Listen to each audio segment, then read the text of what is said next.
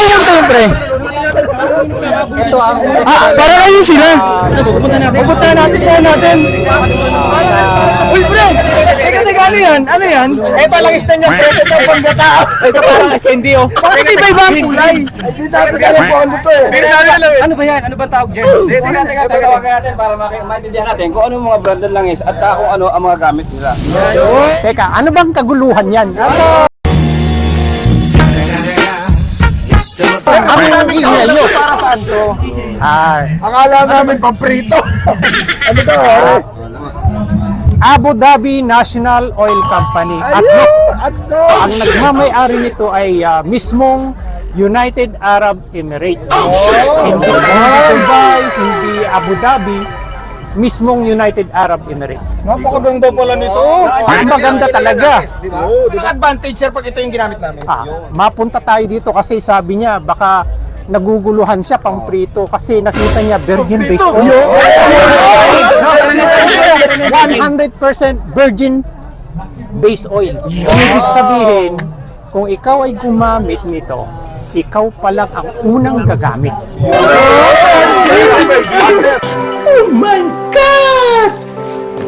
Ang baga sa babae, never been touched, never been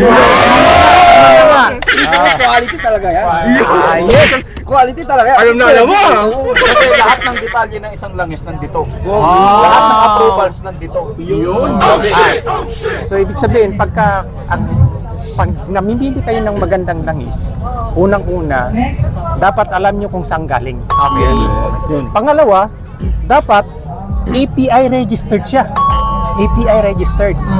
So, sa mga ibang langis, madali lang maglagay ng sa label. Pero may website ito. Kung saan mo mabe-verify kung talagang registered sa API. Yung MB, ito ay pang-scooter. Pang-automatic. Ay pala. Okay. Sir, ito yung tatanong ko rin kasi napansin ko, sir. Magkakaiba siya ng kulay. So, ano yung pagkakaiba ng kulay niya? Saan siya? May blue, may red. Kasi, sa mga tao kasi, hindi isa ang taste eh. Iba-iba ang taste. Parang halo-halo yan eh. Pero hindi yun ang tamang sagot ah. Kidding aside lang. Yes, kidding aside. Kasi, kaya namin naglagay ng kulay para ma-determine kung kagad-agad kung ano yung pang-scooter, kung ano yung pang-manual. So, 5 klase lang yan. 5 klase. 2 pang-scooter at saka 3 pang-manual. Ayun. Ayan lang yan, 5. Okay. Saan po namin siya bibili o mabil? Ngayon na! Oy! Dito ka na!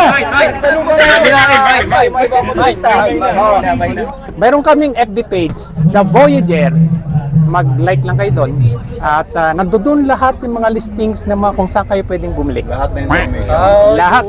Pwede kayong kung let's say may mga comments kayo, open kami doon. Sasagot kami doon. At maganda pagka positive, negative, welcome yon. At mas maganda pagka negative para may room kami for improvement. Yung sa'yo, nasagot na ba? Oo, akala ko kasi kanina, yung pagka-virgin niya, cooking oil. Cooking oil. Oo, cooking oil. Pero pwede naman. Pwede naman. So, Malinaw na. Sila. Makakabili na ako bukas ito, mga kalakbay. Okay, so yun mga ka-idol, kung gusto nyo makakuha o makagamit ng smooth at virgin na oil ng ADNOC, PM lang kayo sa page ng Voyager. Ayan page ng Voyager, lagay natin sa screen. At mag-avail na kayo ng iba't ibang klaseng langis nila dito. Yan, at ikaw.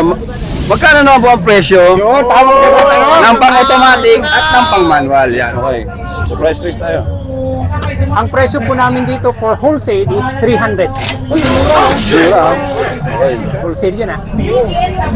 Now, ang SRP namin dito is nasa 350 hanggang 400. Grabe, pero yung quality na i-assure ito.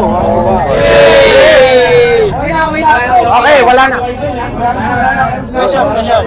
So, hindi na magulo ah. Wala.